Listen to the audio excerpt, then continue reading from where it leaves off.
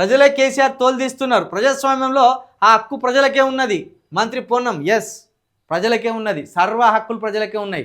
Vote అనే ఆయుధంతో ఎవడి తోలైనా తీయగలరు. కాబట్టి బీఆర్ఎస్ తోలు తీసిండ్రు, వాళ్ళు ఇంట్లో ఉన్నారు. ఇప్పుడు మీకు అవకాశం ఇస్తే మీరు సరిగ్గా వినియోగించుకుంటలేరు కాబట్టి ఇప్పుడు ప్రజలు మీ తోలు తీయాలని చూస్తున్నారు. అది చెప్పిపోయాడు కేసీఆర్ గారు.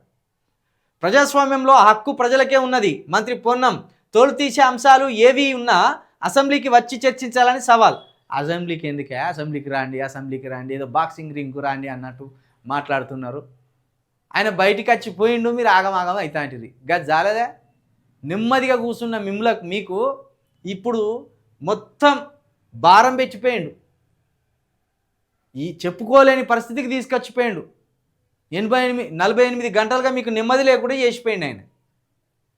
10 ఏళ్ళు అధికారంలో ఉన్న పాలమూరు ప్రాజెక్టు ఎందుకు పూర్తి చేయలేగో రేవంత్ రెడ్డి అదే అంటాడు, ఉత్తమ్ కుమార్ రెడ్డి అదే అంటాడు, ఇక్కడ ముగ్గురు మంత్రులు అదే అంటాడు. ఒకటే పాయింట్, పాలమూరు. ఆయన 100 ప్రశ్నలు సంధించిపోయిండ్రు. వీళ్ళు పాలమూరు దగ్గర ఆగిపోయింది.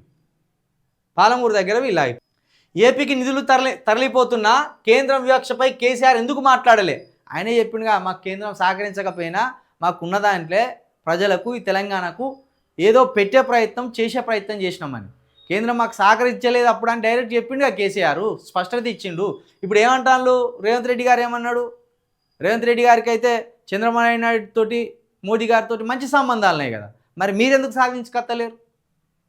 డిపిఆర్ఏ కొట్టేసిందట మీది. కవిత ప్రశ్నలకు జవాబులు చెప్పలేక మాపై ఏడిపోయేందుకు. కవిత ముచ్చట మీకెందుకు? కవిత సమస్య ఏమైనా ఉంటే కవిత తీర్చుకుంటుంది. కవితతో మీకెందుకు? కవిత ఏం కాంగ్రెస్ పార్టీ కాదు కదా.